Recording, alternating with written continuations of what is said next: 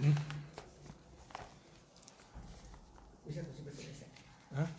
Salah tu.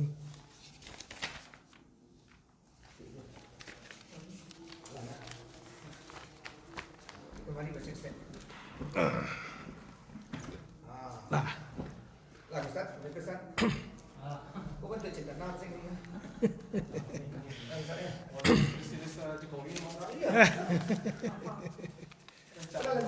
Nah. Bismillahirrahmanirrahim. Assalamualaikum warahmatullahi wabarakatuh. Alhamdulillahirabbil alamin wa bihi nasta'in ala umuri dunya waddin. Wassalatu wassalamu ala asyrafil anbiya'i wal mursalin wa ala alihi wa ashabihi ajma'in. Asyhadu an la ilaha illallah wa asyhadu anna Muhammadan abduhu wa rasuluh la nabiyya ba'dah. Allahumma fassalli wa sallim wa barik ala sayyidina Muhammad wa ala alihi wa ashabihi ajma'in, amma ba'du.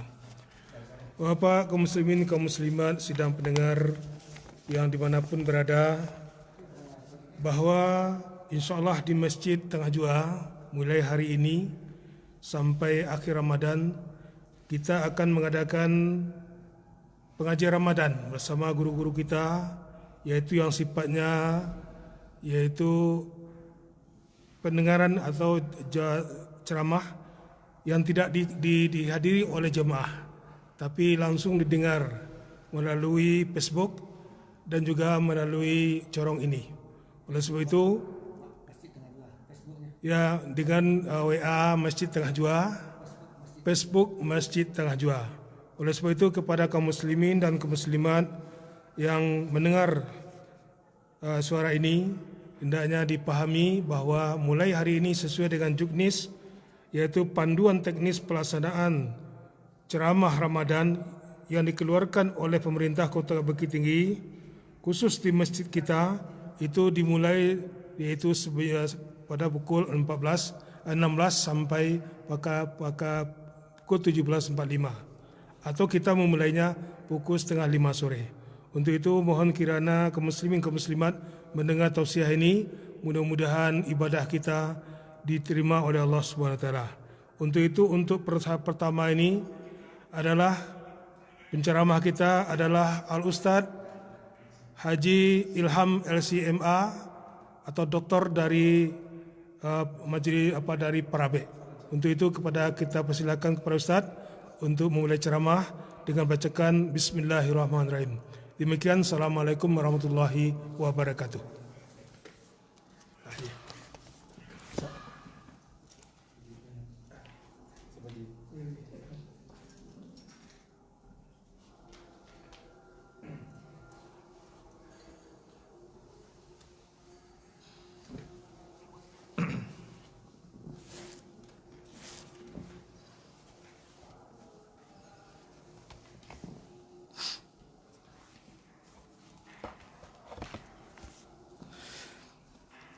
أعوذ بالله من الشيطان الرجيم بسم الله الرحمن الرحيم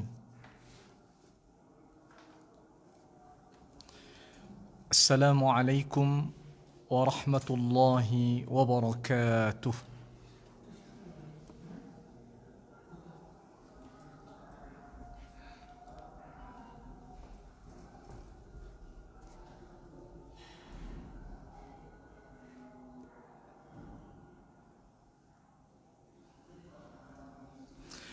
الحمد لله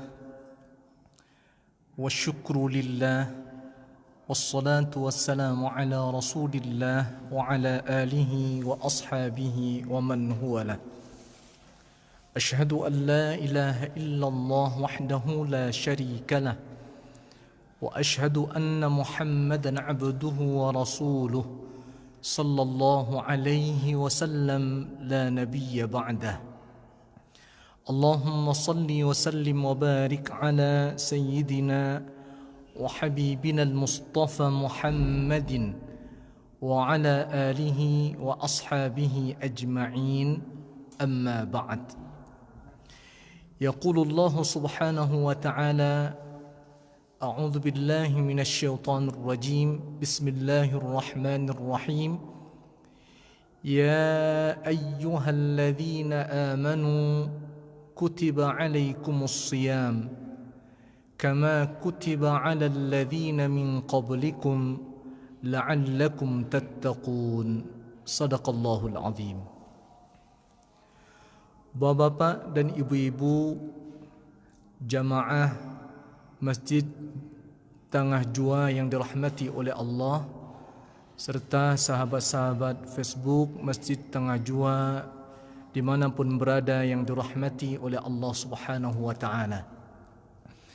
Kita bersyukur kepada Allah Subhanahu wa ta'ala pada sore hari menjelang berbuka di hari pertama bulan suci Ramadan 1441 Hijriah ini, Allah mempertemukan kita dalam kajian rutinan kita setiap Ramadan. Akan tetapi kajian ini dalam sedikit format yang berbeda. Biasanya kajian dihadiri oleh para jamaah yang begitu antusias hadir ke rumah-rumah Allah dan memenuhi saf-saf masjid rumah-rumah Allah di sepanjang bulan Ramadan ini. Akan tetapi pada pertemuan kali ini kita hanya dapat bersua lewat online media sosial FB ini. Mudah-mudahan saja tidak mengurangi makna sesungguhnya dari niat besar kita untuk selalu ingin mengibarahkan rumah Allah Subhanahu wa ta'ala. Allahumma amin amin ya rabbal alamin. Salawat dan salam kita mintakan doa restunya kepada Allah Subhanahu wa ta'ala. Semoga senantiasa Allah curahkan buat baginda kita Nabi besar Muhammad sallallahu alaihi wasallam.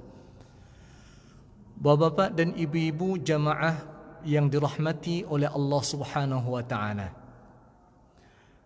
pada bulan Ramadan kali ini suasana Ramadan kita sedikit berbeda dengan Ramadan sebelumnya.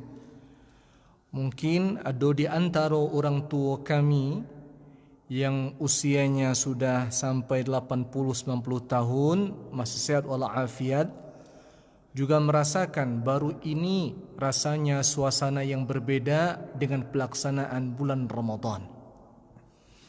Bapak Ibu yang dirahmati oleh Allah, di balik semua kondisi ini, maka sesungguhnya kita dalam rangka menjalankan apa yang diperintahkan oleh Allah dalam firman-Nya, ya ayyuhalladzina amanu atti'u Allah wa atti'ur rasul wa ulil amri minkum.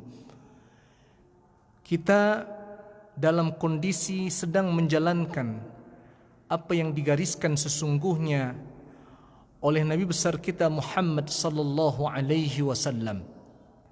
Sebagaimana perintah Allah dalam Al-Quran, taatlah kalian kepada Allah, taatlah kalian kepada Rasulullah dan kepada ulil amri kalian. Bapak Ibu rahmati oleh Allah Subhanahu wa ta'ala, kita senantiasa berharap dan berdoa kepada Allah. Walaupun hari-hari kita tak bisa memenuhi saf-saf rumah Allah di bulan yang penuh berkah ini, kita berharap sebagaimana sabda Rasul sallallahu alaihi wasallam, mudah-mudahan saja pahala ibadah Ramadan kita di rumah Allah senantiasa Allah curahkan tatkala kita melaksanakannya di rumah kita masing-masing. Kata Rasul sallallahu alaihi wasallam, sesungguhnya apabila ada seorang hamba yang selama ini dia mematuhi untuk menjalankan kebaikan, akan tetapi terhalang oleh penyakit atau hal-hal yang berkenaan dengannya, maka Allah berkata kepada malaikat yang mendampinginya, uktub, tuliskanlah baginya pahala sama dengan pahala amalan yang dia lakukan selama ini, sampai nanti Allah palingkan dari dirinya penyakit tersebut. Ini sabda yang disampaikan oleh Rasul sallallahu alaihi wasallam dalam sebuah hadis yang diriwayatkan oleh Imam Abu Daud dan beberapa riwayat imam lainnya, yang mengisyaratkan kepada kita tak boleh berputus asa dengan kondisi yang kita hadapi sekarang ini, tapi senantiasa kita berikhtiar bermohon harap doa ampunan kepada Allah Subhanahu wa ta'ala. Mudah-mudahan pahala awak selalu Allah curahkan, walaupun awak tarawih di rumah, tilawah Al-Quran di rumah, kemudian berbagi di rumah, berkumpul bersama kaum muslimin di rumah kita. Tidak kita lakukan di rumah Allah Subhanahu wa taala. Bapak Ibu dirahmati oleh Allah Subhanahu wa taala, corona atau wabah penyakit COVID-19 yang menerpa dunia, dari data yang kita cari hari iko di media sosial, hanya tinggal 18 negara yang diakui, Bapak Ibu rahimakumullah, yang alunlai terjangkit wabah virus corona. Tinggal 18 negara. Dari 18 negara itu ambo baca cie-cie, rasanya ndak ada yang ambo kenal kecuali cie-nya Korea Utara. Selebihnya ndak kenal negara-negara tersebut. Dan sudah hampir 2,7 juta manusia yang positif mengidap corona, hampir mendekati di angka 200.000 orang di dunia ini dalam kurun 2 bulan belakangan ini meninggal dunia terjangkit wabah virus corona.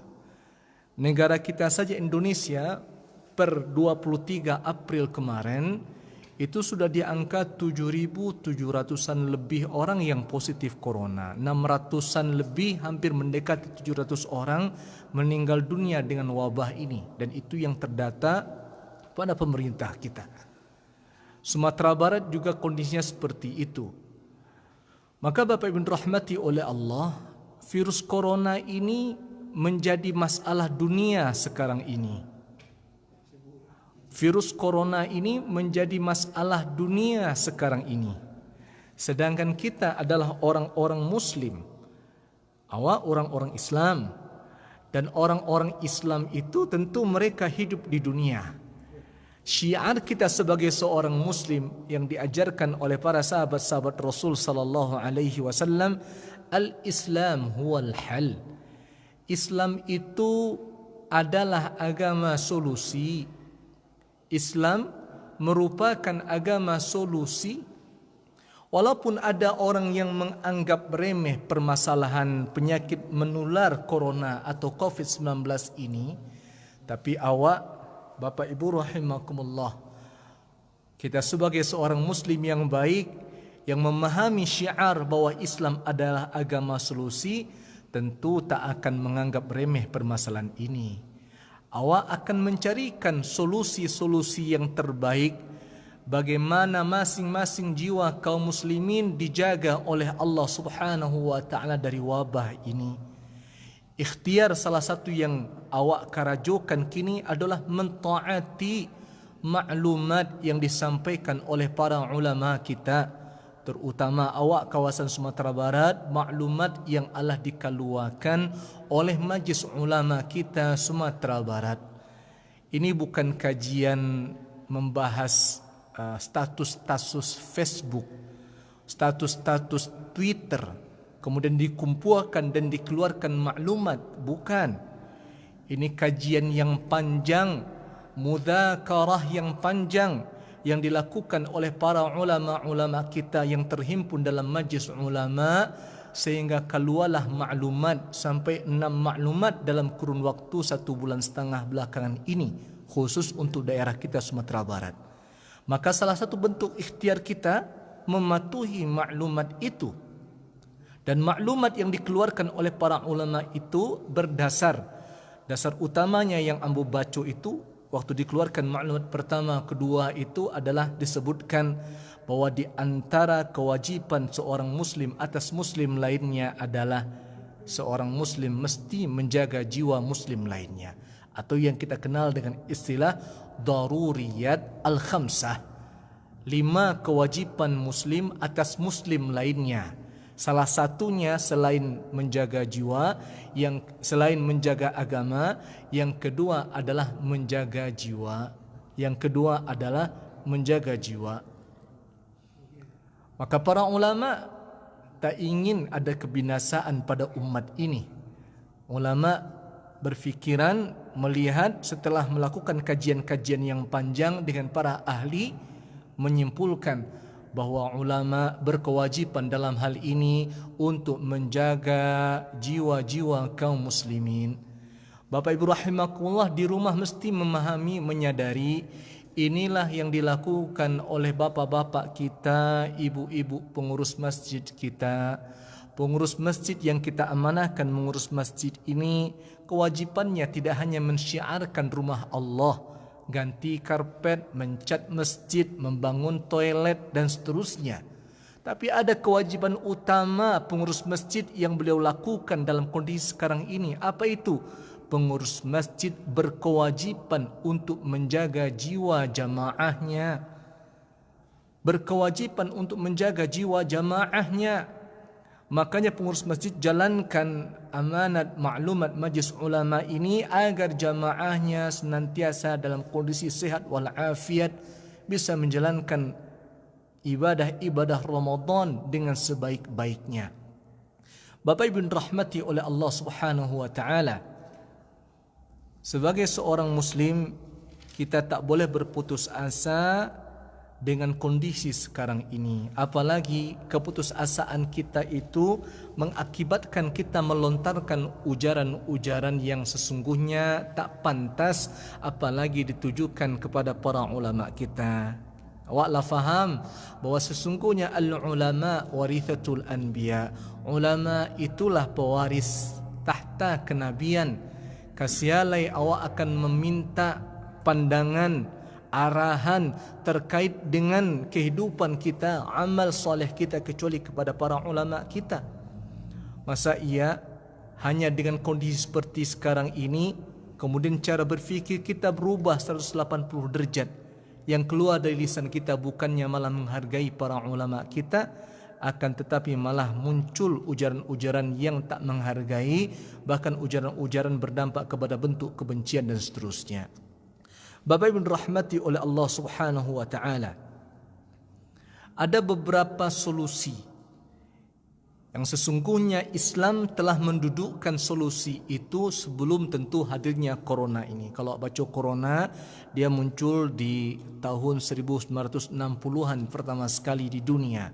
Tapi yang kini kok dampaknya begitu amat luas, dan sesungguhnya penyakit wabah menular ini solusinya telah digariskan di dalam agama Allah Subhanahu wa taala. Kita memahami, menyadari bahwa Islam ini agama syamil mutasyamil. Islam ini agama sempurna lagi menyempurnakan. Allah Subhanahu wa taala memerintahkan kepada kita, ya ayyuhalladzina amanu dukhulu fis-silmi kafah. Hai orang-orang yang beriman, masuklah engkau ke dalam agama Islam ini secara menyeluruh, tidak setengah-setengah, tapi menyeluruh. Dan kita tahu bahwa Islam ini adalah agama yang sempurna lagi menyempurnakan. Hakikat penyakit wabah menular ini sesungguhnya dalam Islam telah diajarkan kita bagaimana cara kita menghadapinya. Dalam kesempatan kali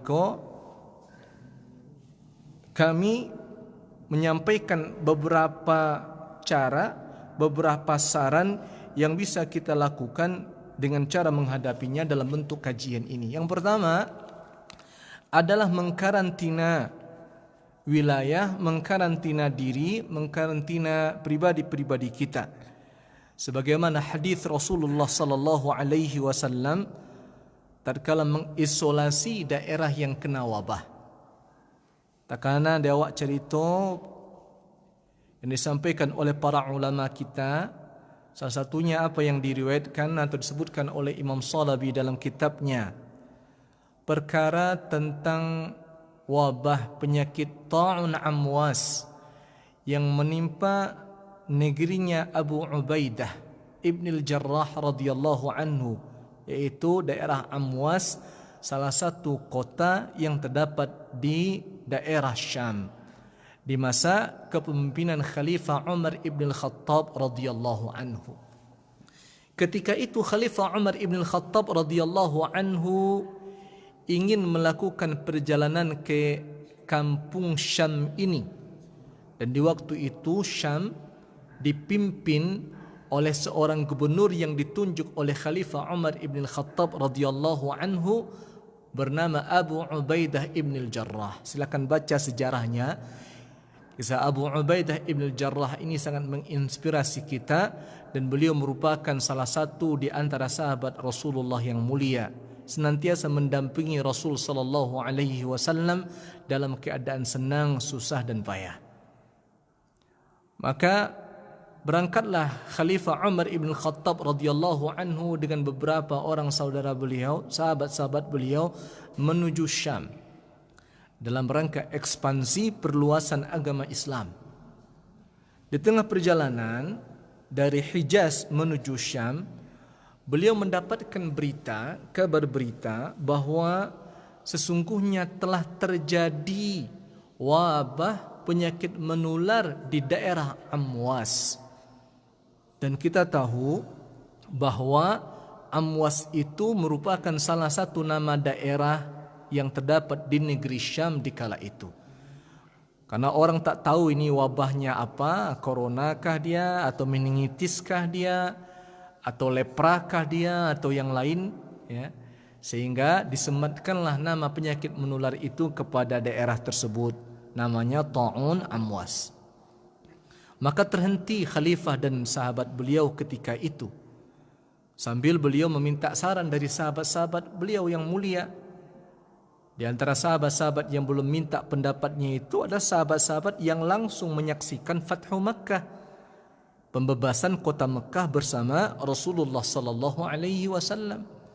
Dan ini sahabat-sahabat yang levelnya level tak main-main, sahabat mulia. Sahabat-sahabat yang ikut menyaksikan Fathu Makkah bersama Rasulullah sallallahu alaihi wasallam. Di saat beliau meminta pendapat itu, maka datanglah sang gubernur, sahabat mulia Abu Ubaidah ibn al-Jarrah, ke lokasi tempat di mana terhentinya Khalifah Umar bin Khattab dan para sahabat beliau. Maka waktu itu disampaikanlah oleh Abu Ubaidah ibn al-Jarrah keinginan agar rombongan ini melanjutkan perjalanan ke Syam sesuai dengan niat awal di Madinah. Sehingga terujarlah dalam lisan Abu Ubaidah ibn al-Jarrah, dalam kitab Imam Salafi ini disebutkan bahwa kenapa lari dari takdir Allah? Tadi bukankah engkau menginginkan untuk menuju Syam? Bah kok berhenti di siko? Harusnya lanjutkan ke Syam dan terhenti di siko. Begitu kira-kira maksud yang disampaikan oleh Abu Ubaidah ibn al-Jarrah radhiyallahu anhu. Maka seketika itu Khalifah Umar bin Khattab radhiyallahu anhu menjawab. Kata beliau, wahai sahabatku Abu Ubaidah ibn Jarrah radhiyallahu an, bukankah kalau seandainya engkau memiliki seekor kambing, kemudian di hadapannya ada dua ladang, satu ladang subur, satu ladang kering. Kering atau subur, dua-duanya enak untuk dijadikan santapan makanan kambing tersebut. Maka ladang yang manakah yang akan engkau pilih untuk hewanmu? Ladang yang manakah yang engkau pilih untuk hewanmu? Bukankah tatkala engkau memilih ladang subur kemudian berpindah kepada ladang yang kering, sesungguhnya engkau lari dari takdir Allah untuk menjemput takdir Allah yang berikutnya. Maka ketika itu sahabat Rasulullah sallallahu alaihi wasallam bernama Abdurrahman ibni Auf radhiyallahu anhu datang mendengarkan langsung dan mengetengahi perdebatan itu. Iko dalilnya sebagai salah satu saran baik kita dengan kondisi sekarang ini. Iko lampiang sebulan lebih suasana muda iko khusus untuk Sumatera Barat kita rasakan. Bukannya tak berdalil, ada dalilnya. Maka ketika itu Abdurrahman ibni Auf berkata, Allah kata beliau, wahai sahabat-sahabatku yang mulia, sesungguhnya aku Abdurrahman ibni Auf bersaksi bahwa aku mendengarkan bahwa Rasul Nabi kita Muhammad sallallahu alaihi wasallam bersabda. Apa kata beliau? Idza sami'tumut ta'una bi ardin fala tadkhuluha wa idza waqa'a bi ardin wa antum fiha fala takhruju minha. Hadis sahih riwayat Imam Bukhari dan Muslim. Apa kata Rasulullah sallallahu alaihi wasallam dalam riwayat ini? Beliau berkata, apabila engkau mendengarkan ada ta'un. Ta'un itu wabah penyakit menular. Sebagaimana Sayyidah Aisyah radhiyallahu anha pernah bertanya kepada Rasul sallallahu alaihi wasallam, "Ya Rasulullah, apa itu ta'un? Apa itu ta'un?" Maka Rasul sallallahu alaihi wasallam menjawab, "At-ta'un merupakan azab ala man yasha." Dia merupakan azab untuk orang-orang yang Allah kehendaki. Dalam penjelasan hadis ini, sesungguhnya azab yang dimaksudkan adalah buat orang-orang kafir. Wa rahmatun lil mu'minin, dan dia merupakan rahmat bagi orang-orang yang beriman. Jadi Rasul sallallahu alaihi wasallam pernah ditanya oleh Sayyidah Aisyah tentang ta'un, penyakit menular itu. Penyakit yang bisa capek berdampak, berpengaruh kepada orang lain. Model COVID corona itu kan disabitkan oleh para ahli bahwa penyebaran corona itu begitu amat cepat dan mudah. Hanya lewat cipratan air ludah bisa berpindah dari satu jiwa ke jiwa lainnya. Kadang-kadang bisa menempel di seperti meja ini, kemudian ada orang lain yang sehat walafiat, imunitasnya kurang, bisa berpindah kepadanya dan lain-lain sebagainya. Maka ini yang disampaikan oleh Rasulullah kepada sahabat beliau Abdurrahman ibni Auf ini. Idza sami'tumut ta'un, apabila engkau mendengarkan ada penyakit menular di suatu negeri, fala tadkhuluha, maka jangan masuk ke kampung itu. Jangan masuk ke negeri itu. Cocok dengan putusan dari Khalifah Umar bin Khattab dan sahabat-sahabat beliau yang mulia. Beliau berkeinginan untuk kembali ke Madinah, tidak melanjutkan perjalanan ke negeri Syam. Apa kata Rasulullah melanjutkan dalam sabda itu? Kata beliau, wa idza waqa'a bi ardin wa antum fiha fala takhruju minha. Dan apabila nyut terjadi di tampai di mana engkau berada, di situ, ta'un tu di situ, fala takhruju minha, maka jangan keluar dari negeri itu. Cocok pula dengan apa yang disampaikan oleh sahabat Abu Ubaidah ibn al-Jarrah ini. Beliau tak ingin untuk keluar, meninggalkan rakyat beliau di negeri Syam, berpindah ke Madinah Al-Munawwarah. Akhirnya selesailah Bapak Ibu rahimakumullah, saudara-saudariku, perdebatan ini dengan solusi yang sama-sama dua pihak merasa menang dengan solusinya. Namun seorang Khalifah Umar ibn Khattab radhiyallahu anhu tetap bersedih dalam kondisi seperti itu. Beliau mendengar wabah amwas ini sangat mengkhawatirkan. Beliau ingin sekali sahabat beliau mulia bernama Abu Ubaidah ibn Jarrah ini meninggalkan Syam, kemudian balik ke negeri Madinah. Sampai beliau sempat menuliskan suatu surat dalam keinginan beliau itu dan disampaikan kepada Abdullah ibni Abbas untuk disampaikan kepada gubernur Abu Ubaidah ibn al-Jarrah. Namun jawaban Abu Ubaidah ibn al-Jarrah, sahabat Rasulullah mulia, beliau mengatakan, aku ingin bersama rakyatku. Aku ingin bersama rakyatku.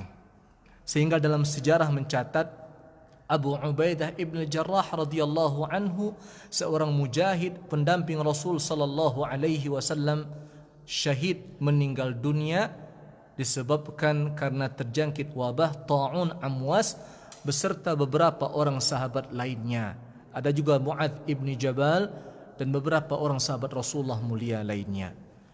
Maka Bapak Ibu rahimakumullah, iko menjadi saran pertama bagi awak. Apa itu? Berusaha untuk mengkarantina, membatasi jarak, social distancing, istilah kesehatan sekarang ini, memakai masker, tinggal di rumah, tidak keliuran kemana-mana. Maka itu pula lah yang sesungguhnya menjadi salah satu di antara sekian banyak faktor musabbab penyebab para ulama kita mengeluarkan maklumat himbauan dan tausiah Ramadan ini sebagaimana ibadah kita pada waktu-waktu sebelumnya, yaitu melaksanakan ibadah cukup di rumah kita masing-masing. Doa awak, semoga Allah curahkan pahala masjid ini senantiasa untuk kita, walaupun kita melaksanakan ibadah Ramadan kita di rumah kita masing-masing. Allahumma amin amin ya rabbal alamin. Yang kedua, berbaik sangka kepada Allah dan berikhtiar. Kunang kedua, mohon dicatat Bapak Ibu rahimakumullah. Awak mesti berbaik sangka kepada Allah dan berikhtiar. Ana inda dhanni abdi bi, dalam sebuah hadis qudsi, bahwa aku bersama prasangka umatku atasku. Apa prasangka awak kepada Allah? Dalam sebuah hadis Rasul sallallahu alaihi wasallam bersabda, "Ajaban li amril mu'min." Oh, luar biasa mempesona orang-orang mukmin ini. Bagaimana orang-orang mukmin itu? Apabila ditimpakan kepada mereka sarra, kesenangan, syakar, mereka bersyukur kepada Allah. Wa kana khairun lah, yang demikian itu lebih baik bagi mereka. Apa kata Rasulullah? Dan apabila mereka ditimpakan darra, ditimpakan kepada mereka kesulitan, mereka bersabar, dan itu pun baik buat mereka. Harusnya awak sebagai seorang mukmin punya prinsip ar-ridha'u bil qada' wal akhdhu bil asbab. Dan awak orang-orang ahlu sunnah wal jamaah, bukan pemilik madhab Jabariyah ataupun Qadariyah apalagi Syiah. Kita orang-orang ahlu sunnah wal jamaah, ar-ridha'u bil qada' wal akhdhu bil asbab. Awak mesti ridha je keputusan Allah. Kita kan mesti ridha dengan keputusan Allah. Saya keputusan Allah meninggal dun sana awak, keluarga awak, sanak pemilih awak, orang terdaki awak, ridha awak itu. Ndak boleh berputih aso sakit awak padahal awak ingin ndak sakit. Tabrakan awak padahal awak ndak ingin sakit, dan seterusnya. Semua itu keputusan Allah dan kita mesti ridha dengannya. Tetapi catat, ar-ridha'u bil qada' wal akhdhu bil asbab. Di waktu yang bersamaan awak diperintahkan oleh Allah untuk mengambil musabbabat. Istilah awaknya berikhtiar. Berikhtiar, ada usaha kita untuk meraih kebaikan-kebaikan Allah Subhanahu wa taala. Jadi mari kita berhusnudzon atas apa yang Allah putuskan. Jangan sampai terlontar kata-kata yang tak pantas, kata-kata yang macam-macam keluar dari lisan kita. Bahkan kadang-kadang kata-kata itu terlontarkan kepada saudara-saudara kita yang seiman dengan kita. Amualut takwi kepada corona ketimbang takwi kepada Allah. Ini bukan lafaz seorang mukmin yang baik. Lafaz-lafaz yang diucapkan oleh orang seperti ini sesungguhnya berkaitan dengan pemahaman dia terhadap akidah Ahlussunnah wal Jamaah. Masa ia bisa disamakan takut kepada makhluk jo takut kepada Allah? Beda. Kalau takut kepada Allah, Allah didekati. Allah didekati, puasa, sembahyang awak berjamaah, berinfak sedekah awak, baca Al-Quran, tak bermaksiat, tutui aurat. Awak tidak melakukan yang haram, tidak melakukan dosa-dosa. Itu tanda awak takut kepada Allah Khaliquna. Tapi kalau takut kepada makhluk, dijauhi, dihindari, bukan malah didekati. Jadi tidak sinkron kalau ada lafaz-lafaz yang seandainya mirip-mirip seperti ini. Masa you takut lo kepada corona ketimbang takut kepada Allah? Tak cocok perumpamaannya. Bapak Ibu rahmati oleh Allah, sekarang ini kita sedang dalam rangka menjalankan ikhtiar itu. Di samping berhusnudzan, pasti Allah punya rencana baik di balik itu.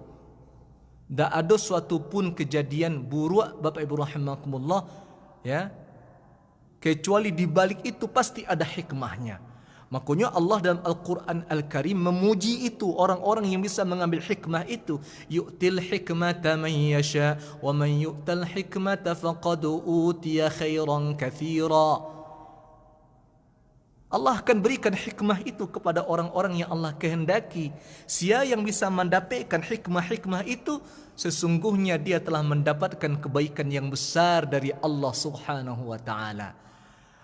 Iko ceritalah sebulan ke Bapak Ibu rahimakumullah. Rasanya dulu lah 2 bulan sebelum ini, sewaktu Arab Saudi Raja Salman membatasi pemberian visa umrah. Tak boleh orang pergi umrah, tak dikeluarkan visanya. Waktu itu saya sudah mendengar, sudah membaca PBB melalui badan kesehatannya bernama WHO itulah menghimbau masyarakat dunia berhati-hati dengan corona. Salah satunya diajarkan orang ba'a caro bersin. Ba'a caro bersin. Sesungguhnya cara bersin ini alunlai orang-orang di lembaga WHO itu mengajarkan, kita sudah bertemu dalam hadis riwayat Imam Abu Dawud. Kita sudah diajarkan oleh baginda Rasulullah ba'a cara bersin dalam Islam itu. Tidak boleh bersin di lapeh-lapeh saja seperti itu. Mesti ditutup tempat keluarnya, wajah kita, mulut kita. Begitu juga dengan penelitian dari salah satu media cetak besar di Perancis yang mengungkapkan bahwa yang beruntung je virus corona kini adalah para muslimat muhajjabat. Siapa tu muslimat muhajjabat itu? Para wanita-wanita yang menutup auratnya. Indah hadoh celah dek corona kamanyo akan memasuk. Ka kaki batutui, ka tangan bamanset. Bahkan mungko kadang-kadang batutui. Dah ada celah jilbabnya pasang, pakaiannya nutupi aurat. Wallahu a'lam sampai sekarang itu kejadian ini 2 bulan yang lalu. Apalagi dengan kondisi sekarang ini. Makanya Bapak Ibu rahimakumullah, tetap kita berhusnudzan kepada Allah dengan kondisi seperti sekarang ini. Pasti di balik semua kejadian ini Allah Subhanahu wa taala akan berikan kepada kita hikmah-hikmah yang besar di baliknya. Bapak Ibu rahimakumullah, terkait dengan berbaik sangka ini ada satu hal yang ingin kami sampaikan, bahwa sesungguhnya menghadapi wabah ini kan tidak satu orang bisa menerima gitu ya. Banyak jo yang mengeluarkan untaran-untaran, ujaran-ujaran yang macam-macam yang membuat kita kadang-kadang kaget dengannya. Para ulama kita lah mengingatkan kepada awak, kalau seandainya kondisi darurat seroman iko, diagiahkan darurat itu kepada orang yang masih normal cara berfikirnya. Nya menganggap iko sepele, iko biasa saja, ndak ba'a gaido. Maka ba'a pun darurat yang awak sampaikan kepadanya tetap ndak bisa nyo akan fahami itu. Jadi ba'a caranya? Diajarkan wak dalam Islam. Salah satu kaidah usul fiqih menyebutkan al-hukmu 'ala syai'i far'un an tasawwurihi. Hukum atas sesuatu adalah cabang dari perkara itu. Simpelnya penjelasannya adalah tatkala awak akan memutihkan suatu hukum, hukumnya tu A, maka sebelum memutihkan awak harus mengerti dulu A itu apa maksudnya. Seperti larangan atau haram meminum khamar. Haram khamar. Ya, haram itu hukumnya, tapi sebelum jatuh haram khamar itu, haram dia itu, kita harus mengerti dulu yang khamar itu seperti apa. Begitu juga dengan corona ini. Kalau seandainya ada saudara-saudara kami yang mungkin kondisi dirinya masih berpesangka biasa saja, normal-normal saja, tidak ada masalah gitu, tidak Allah itu dok, maka bagaimanapun bentuk daruratnya wabah ini menurut para ahli-ahli kesehatan kita, menurut para ulama kita, menurut pemimpin-pemimpin kita, dia tetap akan mengatakan tidak percaya bodoh, seperti itu. Maka ini catat ya bagi kita yang berada di rumah ataupun di mana berada, kita ini orang ahlu sunnah wal jamaah. Kita punya pemahaman awak ridha dengan keputusan Allah, tapi di waktu yang bersamaan awak mesti berikhtiar, berusaha untuk mencarikan apa yang terbaik buat diri kita ini. Bapak Ibu rahmati oleh Allah. Hal yang kedua yang sama dengan perkara berbaik sangka ini adalah berikhtiar, berusaha. Tatkala Abu Ubaidah ibn Jarrah radhiyallahu anhu meninggal dunia, maka posisi beliau digantikan oleh sahabat Amr ibn radhiyallahu anhu, sahabat mulia ya. Berangkat Amr bin As ke daerah Syam, kemudian beliau pimpin negeri itu setelah banyak sekali sahabat-sahabat bahkan rakyat Syam yang meninggal dunia gara-gara ta'un amwas. Maka ketika itu ikhtiar yang dilakukan oleh seorang Amr ibn al-As adalah beliau meminta masyarakatnya untuk meninggalkan kota dan berpindah ke gunung-gunung, ke bukit-bukit. Ungkapan beliau adalah bahwa sesungguhnya ta'un amwas ini dia mirip seperti kobaran api. Selagi ada yang akan dimakannya, maka selama itu kobaran api itu akan tetap menyala. Selagi ada yang akan disantapnya, maka inyo akan tetap menyala kobaran api itu. Maka tinggalkanlah olehmu negerimu, rumah-rumahmu, dan berpindahlah ke gunung-gunung dan bukit-bukit. Maka Masya Allah, ikhtiar yang dilakukan oleh sahabat Rasulullah Amr ibn al-As yang merupakan gubernur daerah Syam setelah menggantikan Abu Ubaidah ibn Jarrah ini berhasil. Dalam rata-rata yang terjangkit wabah ta'un amwas disebutkan hampir mendekati 20.000 orang. Ketika itu sahabat-sahabat Rasulullah dan rakyat-rakyat negeri Syam meninggal dunia. Terhentinya setelah masyarakatnya patuh untuk berada di rumahnya masing-masing yang ada di bukit-bukit dan pegunungan setelah mereka meninggalkan kota-kota mereka, rumah-rumah yang ada di kota-kota mereka.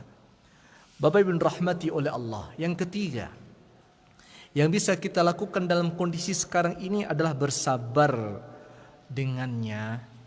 Rasul sallallahu alaihi wasallam sebutkan bahwa at-ta'un ini rahmatun lil mu'minin.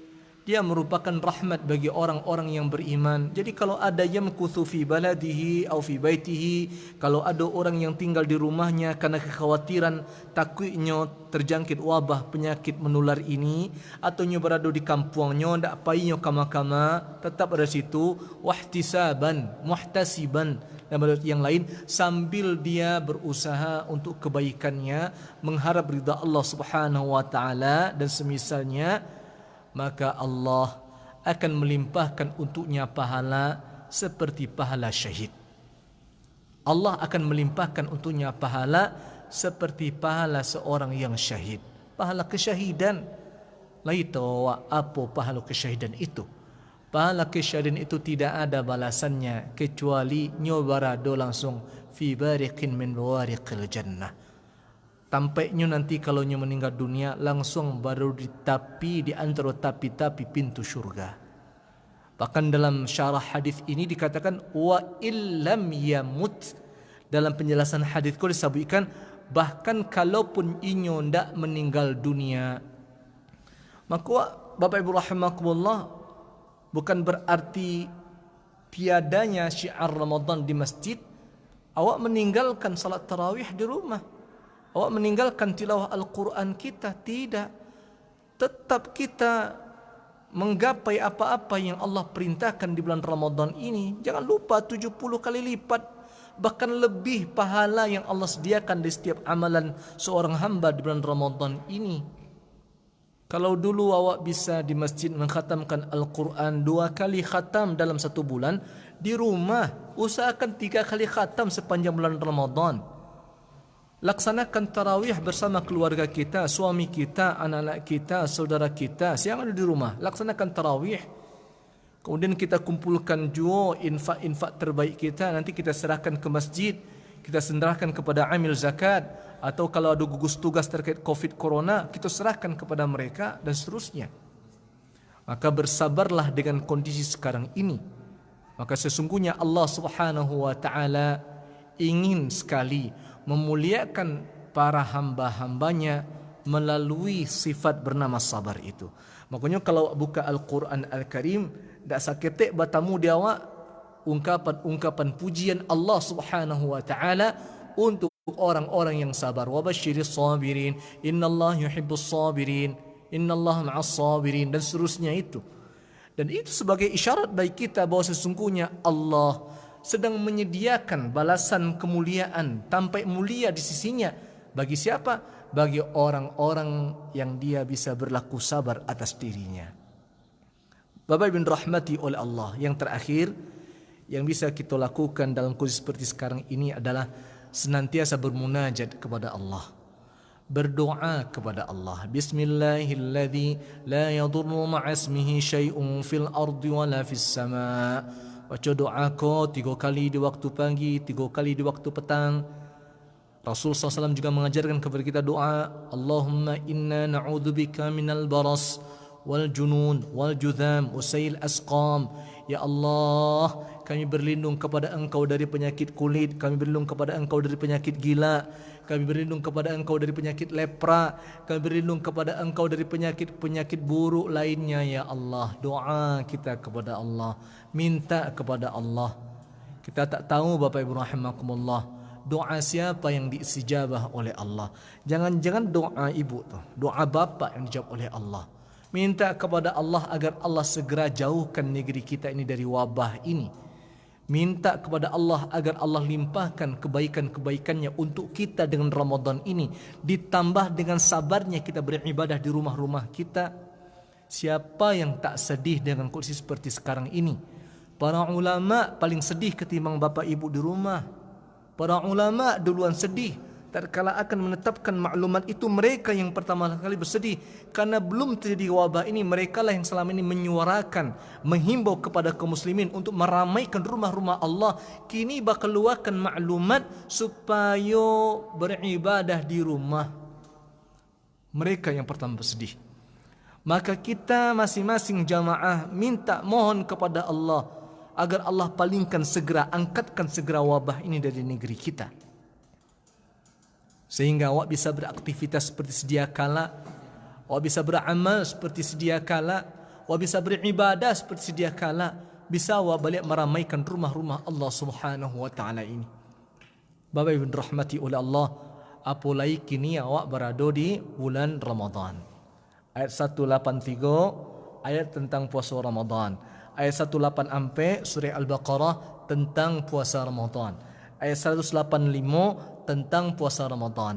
Ayat 187 tentang puasa Ramadan. Tapi ayat 186 di antara ayat-ayat tentang puasa Ramadan itu, Allah menyampaikan ayat tentang kebesarannya. Apa kata Allah? Wa idza sa'alaka 'ibadi anni fa inni qarib ujibu da'watad da'i idza da'ani falyastajibu li wal yu'minu bi la'allahum yarshudun.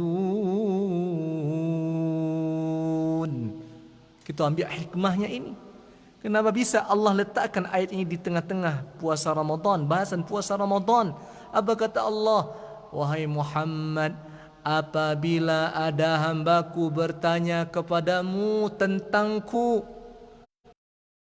katakanlah inni qarib, sesungguhnya aku ini dekat. Ujibu da'watad da'i idza da'an, aku akan jawab setiap permintaan. Allah akan jawab setiap permintaan. Kesempatan kita, pilih waktu-waktu mustajab di bulan Ramadan. Seperti sekarang ini, menjelang berbuka puasa, menjelang akan imsak sahur, di tengah-tengah malam di waktu kita bertahajud, di saat-saat kita sedang lapar menahan perut kita dari makan dan minum dan hawa nafsu, seterusnya di siang hari, minta kepada Allah kita ini segera dari wabah ini, sehingga kita bisa beribadah dengan sebaik-baiknya. Bapak Ibu rahmati oleh Allah Subhanahu wa taala, ini kajian perdana kita di Masjid Jamiat Tengah Jua terkait dengan kajian rutinan kita. InsyaAllah Bapak Ibu akan senantiasa dari masjid ini mendapatkan relay kajian secara langsung melalui akun Facebook Masjid Tengah Jua dengan kajian para buya-buya dan ustadz-ustadz kita. Mudah-mudahan saja Allah senantiasa memberkahi kita, Allah limpahkan kebaikannya untuk kita semuanya tanpa terkecuali, dan mudah-mudahan Allah senantiasa mencurahkan untuk kita balasan pahala kebaikan dan ampunannya dengan keberadaan kita di bulan penuh berkah ini, bulan Ramadan ini. Allahumma amin amin ya rabbal alamin. Saya cukup dulu kajian kita pada sore hari ko. Mudah-mudahan bermanfaat. Barakallahu fikum. Subhanakallahumma bihamdika asyhadu an la ilaha illa anta astaghfiruka wa atubu ilaik. Mohon maaf kalau ada salah dalam penyampaian. Wassalamualaikum warahmatullahi wabarakatuh.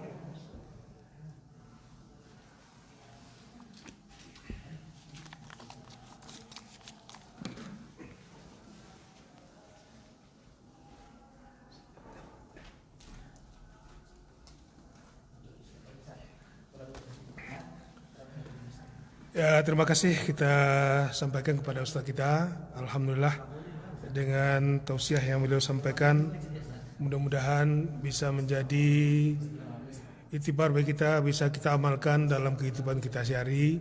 Mari kita patuhi anjuran pemerintah. Semoga kita tetap di rumah melaksanakan ibadah. InsyaAllah ibadah kita diterima oleh Allah SWT. Dan untuk besok sore Bapak Ibu di Masjid Jia Tengah Jua, itu kita akan melakukan kembali yaitu siaran live melalui Facebook, yaitu bersama Ustaz Salahuddin Al-Ayubi. Untuk besok mari kita bersama pada jam sama, jam 4:30 sore besok. Terima kasih. Assalamualaikum warahmatullahi wabarakatuh.